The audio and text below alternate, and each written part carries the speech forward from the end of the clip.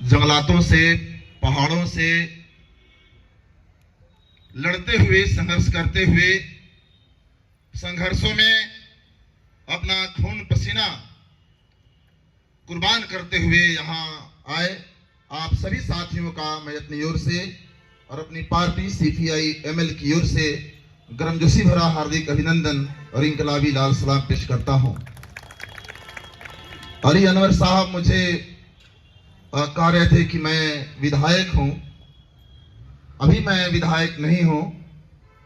आज से 9 माह पहले 12 फरवरी तक मैं विधायक था, लेकिन 13 फरवरी को अभी जो बिहार में सामंती सांप्रदायिक शक्तियों की हुकूमत है, उस हुकूमत ने, भाजपा ने, और हम लोग भोजपुर जिले से आते हैं जहां नक्सलवाड़ी की चिंगारी भोजपुर में गिरी थी और पूरे शाहबाद में, पूरे बिहार में, पूरे हिंदुस्तान में वो फैल गई थी। उसी चिंगारी के गर्भ से हम लोग, उस गर्भ की पैदाइश है। और उन इलाकों के सामंती शक्तियों ने साजिश करके और निचली अदालत से, आरा कोर्ट से हमारा आजीवन कारावास का सजा करा दिया गया। मैं अभी बेल पर जेल से हाल ही में आया हूं। मैं अभी उम्र कैद की सजा हमारा बरकरार है। लेकिन पार्टी की ओर से कहा गया कि यहाँ लड़ने वाले लोगों का एक मीटिंग हो रही है, कॉन्फ्रेंस हो रही है, आपको जाना है। मैं बहुत उत्साहित था। मैं कल शाम के ही मैं यहाँ जिससे मेरी बात हुई और कल शाम में ही यहाँ मैं आ गया हूँ। और मैं तो सब कुछ सुनना चाह रहा था, सुनने के ही ख्याल से, समझने के ही ख्याल से, और अब सब लड़ने वालों का मैं अभिनंदन कर सकूं, आपको भराख देख सकूं, आपको सलाम कर सकूं, इसी मकसद से मैं यहाँ पर आया हूं। और एक बार फिर आप सभी लोगों का बहुत बहुत सलाम, आपका बहुत बहुत शुक्रिया मुझे यहाँ बुलाने के लिए। तो साथियों, एक लंबी लड़ाई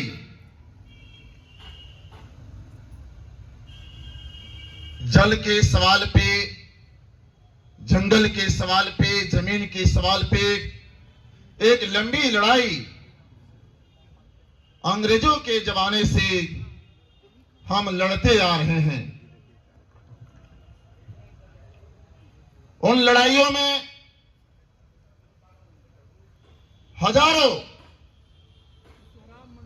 कुर्बानियां हुई है और हम अभी भी अपने नायकों, बिरसा मुंडा हो, चांद भैरव हो, फूलो झानो हो, सिद्धू कान्हो हो, तमाम लोगों को हम लोग याद करते हैं, उनसे रोशनी लेते हैं, शिक्षा लेते हैं।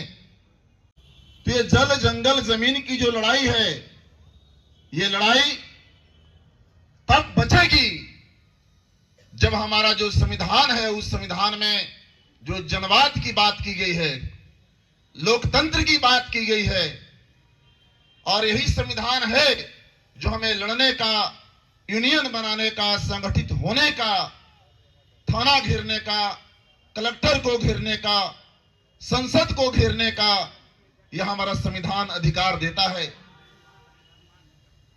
आजाद भारत में संविधान के सबसे बड़ी दुश्मन, लोकतंत्र के सबसे बड़ा दुश्मन, हमारे तमाम अधिकारों, हमारे हकों, हमारे हुकूक के सबसे बड़ी दुश्मन अभी भाजपा केंद्र के सत्ता में है और बिहार में भी सत्ता में है। और बड़ी दुख की बात है कि जहां पे हम सम्मेलन कर रहे हैं, यहाँ के विधायक जो राजद से थे, बगल में मोहनिया के विधायक जो राजद से थे, गरीबों के वोट से, आदिवासियों के वोट से, लड़ने वाले लोगों के वोट से ये लोग जीते थे। ये दोनों गद्दारी करते हुए भाजपा में चले गए। तो ये पार्टियां न केवल हमारे घरों को तोड़ रही हैं, ये पार्टियां न केवल हमारे जंगलों को उजाड़ रही हैं, ये पार्टियां हम जो यूनियन बना करके, जो संगठन बना करके लड़ रहे हैं, उस संगठन को भी तोड़ रही है। और इसलिए हम कहने आए हैं कि एक लड़ाई अंग्रेजों से लड़ी गई, उनके जुल्म के खिलाफ में, उनके लूट के खिलाफ में, उनके जालिम सतह के खिलाफ में। आप दूसरी लड़ाई उन काले अंग्रेजों से, अंग्रेजों के चटुकारों से, अंग्रेजी हुकूमत के चटुकारों से, भाजपा से दूसरी आजादी की लड़ाई हमें लड़नी होगी, तब जाकर के जल, जंगल और जमीन और जनवाद की हम हिफाजत कर सकते हैं। मित्रों, ये लोग सभी जगहों पर, चाहे कोई जंगल में रहने वाला हिंदुस्तान का वो आदिवासी जिसके नीचे खान है, जिसके नीचे खान है, जिसके नीचे खदान है, वो बहुत एक अमीर जगह एक तरह से कह सकते हैं, अमीर जगह पे बसने वाले लोग आज सबसे ज्यादा गरीबी में जीवन जी रहे हैं। मैं गया था, एक बार मौका मिला था, ये कैमूर की पहाड़ी पे और धौरा हम लोग ब्लॉक में तमाम इलाकों में हम लोगों ने घूमा था। हमने देखा वो अभी आजादी के 75 साल बीत गए, वो कहा जा रहा है कि भाई डिजिटल इंडिया हो गया, कहा जा रहा है कि हम लोग चंद्रमा पे पहुंच गए, कहा जा रहा है कि हमारे प्रधानमंत्री जो हैं उनका छाती 56 इंची का हो गया। लेकिन हमने देखा उस आदिवासी इलाकों में हमारी माओं की छाती सूखी हुई है। अपने बच्चों के लिए हमारी माओं की छाती से दूध नहीं उतरता, कुपोषण के शिकार हैं। रेफरल अस्पताल खुला 23 बेड का, लेकिन अभी चालू नहीं हुआ। वहां बंदूकों, सीआरपीएफ के लोगों का वहां निवास स्थान बना हुआ है। डॉक्टर अंबेडकर आवासीय विद्यालय हमने देखा, वहां टीचर नहीं, वहां उनके लिए साफ पानी नहीं, शौचालय नहीं, पढ़ाई नहीं। टीना के छत के नीचे, झोपड़ियों में, कराकट के छत के नीचे हमने देखा गरीबों का निवास, हमने गरीबों का आशियाना देखा। ये लोग न्याय के साथ विकास की बात नीतीश कुमार जी ने कहा था कि जो बिहार में विकास होगा उसमें न्याय होगा, सबकी भागीदारी होगी, सबकी हिस्सेदारी होगी, किसी की हकमारी नहीं होगी। और आज जिस समय हम लोग बिहार विधानसभा में थे, आज से साल भर पहले, जो बिहार में जाति गणना हम लोगों ने दबाव बना करके कराया, उसकी रिपोर्ट आई कि बिहार में 34.13% लोग टीना, कराकट, झोपड़ियों में, खपड़ा के मकानों में रहने के लिए मजबूर हैं। बिहार में आधी से ज्यादा आबादी 6,000 से कम पर, 10,000 के कम पर गुजारा कर रही है। उनके बच्चों के कटोरे में दूध का एक बूंद नसीब नहीं होता। उनके बेटे बेटियों की पढ़ाई कॉलेज जाने से पहले छूट जाती है। उनकी बेटियां आईए की पढ़ाई, मैट्रिक की पढ़ाई भी नहीं कर पाती, महीने में गैस सिलेंडर ही नहीं भरा पाते।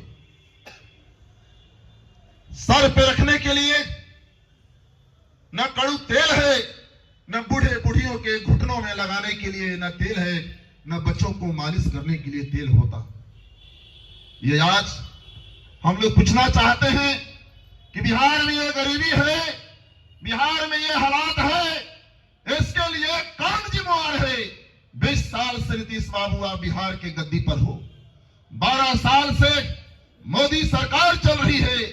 वो हम नहीं बोल रहे हैं तुम्हारा 2 करोड़ नौकरी, हम लोग नहीं बोल रहे हैं तुम्हारा 15 लाख कहां गया, हम लोग अच्छा दिन भी नहीं खोज रहे हैं। लेकिन आज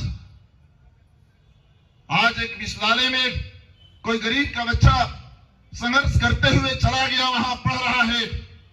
गांव तो गांव, जंगल तो जंगल, पहाड़ तो पहाड़, खेत तो खेत, विश्वविद्यालयों में भी वो गरीब का बेटा रोहित बेमुल्ला को जातीय उत्पीड़न के चलते पायल तंडवी, एक आदिवासी बेटी जो डॉक्टर की पढ़ाई पढ़ रही थी और वहां भी जातिगत भेदभाव और उत्पीड़न का सामना करते हुए वो शहीद हो जाती है, आत्महत्या करना पड़ता है। तो इनकी नीति है इतना सताओ कि जंगल छोड़ दे, गांव छोड़ दे, पहाड़ और जमीन छोड़ दे, और इससे नहीं मानता तो गांव को उजाड़ दो, जला दो, महंगा कर दो शिक्षा। गरीब का बेटा, आदिवासी का बेटा, वनवासी का बेटा विश्वविद्यालय नहीं पहुंच पाए, और अगर पहुंच गया तो जातीय उत्पीड़न करो, जातीय भेदभाव उठाओ कि वहां भी उसे फांसी लगाना पड़े, वहां भी मरना पड़े। भारत के जेलों में हम विश्वविद्यालयों में पढ़ने वाले छात्रों के रूप में हम नहीं हैं, पढ़ाने वाले शिक्षक के रूप में नहीं हैं, हम अस्पतालों में नर्स और डॉक्टर के रूप में नहीं हैं, हम इस देश के सरकारी नौकरियों में नहीं हैं, लेकिन सबसे ज्यादा हम इस देश के जेलों में बंद हैं।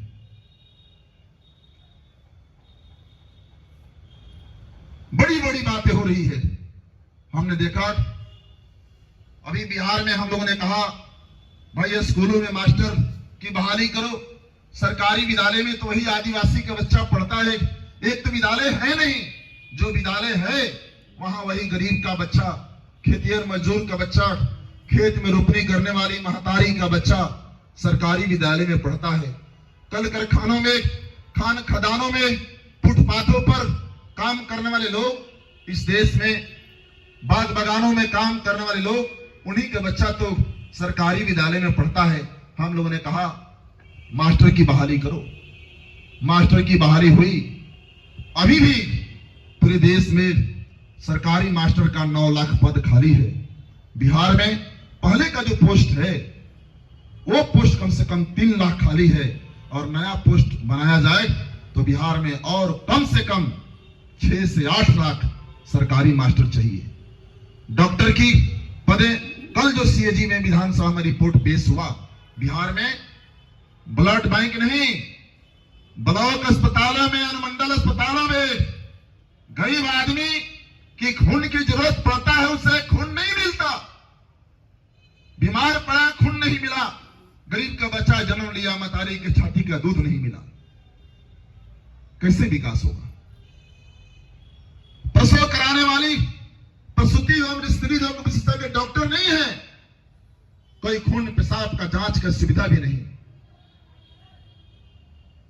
जब स्वास्थ्य नहीं, पढ़ने के लिए हमारे लिए स्कूल कॉलेज में मौका नहीं, तो आरक्षण का लाभ कहां से उठाएंगे SC/ST? और सरकारी नौकरियों पे ये खा रहे हैं, चबा रहे हैं, तो आरक्षण लागू कहां होगा?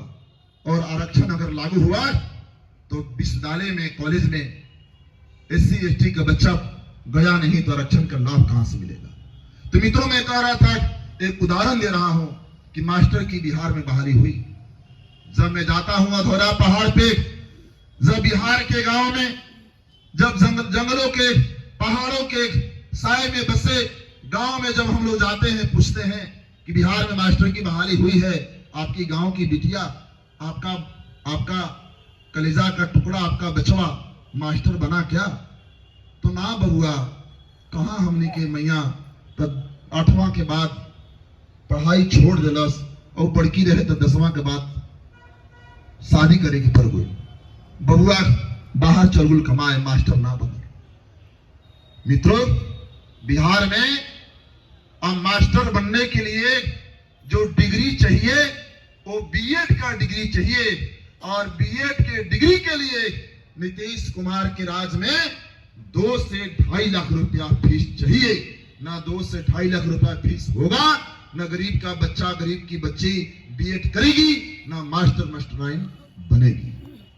हमने कहा नीतीश बाबू से विधानसभा में कि आप जो पुलिस की बहाली है उसमें जो SC/ST की लड़कियों की हाइट है वो हाइट कम कीजिए। लड़का में, जनरल लड़का से SC/ST का लड़का का हाइट कम है, लेकिन लड़कियों में हाइट कम नहीं है। अरे भाई, हमारे बच्चे कुछ पढ़ते हैं, आप इस सम्मेलन के बाद गांव जाएंगे या किसी बस्ती में रहते होंगे, आप एक बात ध्यान दीजिएगा, अगर कोई गरीब की बेटी कॉलेज में गई है, विश्वविद्यालय में गई है, तो परिवार की पहली पीढ़ी की बेटी है जिसकी बेटी कॉलेज और विश्वविद्यालय में गई है। वरना मनुस्मृति के राज में, मनुवादी ब्राह्मणवादी समाज में सदियां, कई पीढ़ियां गुजर गई, हमारे बाप दादों ने, पुरखों ने स्कूल कॉलेज का मुंह नहीं देखा।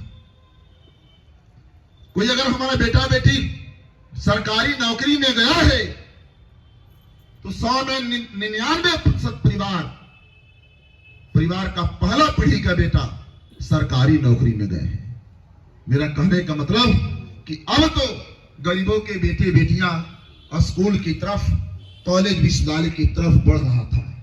अब तो सरकारी नौकरियों में गरीब का बच्चा, खेत खलिहानों का बच्चा, जंगल और पहाड़ों का बच्चा अब तो सरकारी नौकरियों में जा रहा था।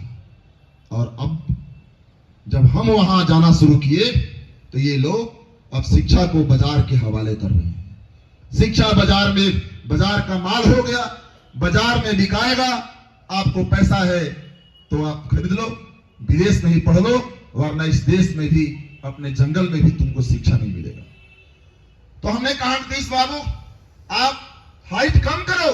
हमारी बहनें, गरीबों की बेटियां छट जाती है, इसलिए छट जाती कि जब हम लोग पैदा लेते हैं तो चिकित्सा विज्ञान, मेडिकल साइंस कहता है रोमा जी कि शायद 2 से 2.5 किलो का वजन कम से कम होना चाहिए, तो हम तो 1 किलो का पैदा लेते हैं।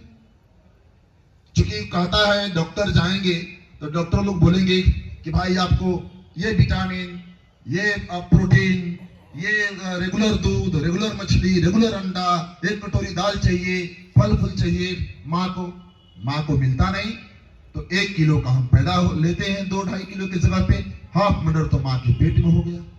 और जब जन्म लिए तो माँ का छाती से दूध नहीं उतरता, अगर उतर गया तो 2 माह बाद माँ की छाती सूख जाती है। भले मोदी की छाती 56 इंच की है, इस देश के प्रधानमंत्री की।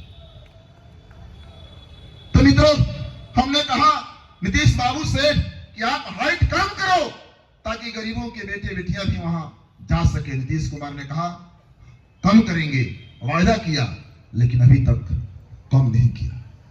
और इसलिए हम लोग कहने के लिए आए हैं, एक जमाने में मारो, कितना मारोगे, हमारे पुरखों को भी मारा गया नक्सली कहा करके, और उसी नक्सली का बेटा आज पढ़ रहा है कलम। उस समय हक अधिकार की बात किए, आजादी की बात किए, अपनी जिंदगी की बेहतरी की बात किए, तो बंदूक वाला नक्सली कह के मार दिया। और उस हमारे पुरखों का बेटा आज कलम लेकर पढ़ रहा है तो अर्बन नक्सली, कलम वाला नक्सली कह करके जेल में डाल रहा है और हत्या कर रहा है। आए हो राजनीति बतियाने, आए हो वोट लेने, क्या ये राजनीति हम नहीं समझते? क्या तुम्हारी हुकूमत की जो राजनीति है हम नहीं समझते? मैं अपने बारे में बताना नहीं चाहता, लेकिन मैं एक खेत मजदूरी का बच्चा हूं। मेरे पिताजी ईंट भट्टा पर काम करके पढ़ाए, दादा भी कोलकाता भट्टा पर काम करते थे। स्कूल के लिए, अस्पताल के लिए तमाम ये लोग, हम लोग लड़ाई लड़े। 47 मुकदमा मेरे ऊपर दर्ज हो गया, 47 FIR मेरे ऊपर दर्ज है, और एक में तो उम्र कैद की सजा सुना दिया गया। तो हम लोग कहने आए हैं, इस मुल्क के हुक्मरानों से, मोदियों, अडानियों, अमित शाह से, चाहे कॉलेज में लाने वाला गरीब का बेटा हो, चाहे जंगलों पहाड़ों में लाने वाली हमारी माँ बहनें हो, हमारे बेटा हो, तुमको जितना जेल में डालना है डाल लो, जितना मुकदमा करना है कर लो, जितना गोली चलाना है चला लो, लेकिन तुम्हारे गोलियों में, तुम्हारे जेलों में, तुम्हारे सजाओं में वो ताकत नहीं है जो हमारी आवाज को दबा सके, हमारे अधिकारों को खामोश कर सके। इस बात को हम लोग कहने के लिए आए हैं। और इसलिए मित्रों, निश्चित तौर से हम लड़ेंगे, हम बढ़ेंगे, हम जीतेंगे। और जब तक बिरसा मुंडा की, जब तक शहीद आजम भगत सिंह की, जब तक बाबा साहब अम्बेडकर की संतान इस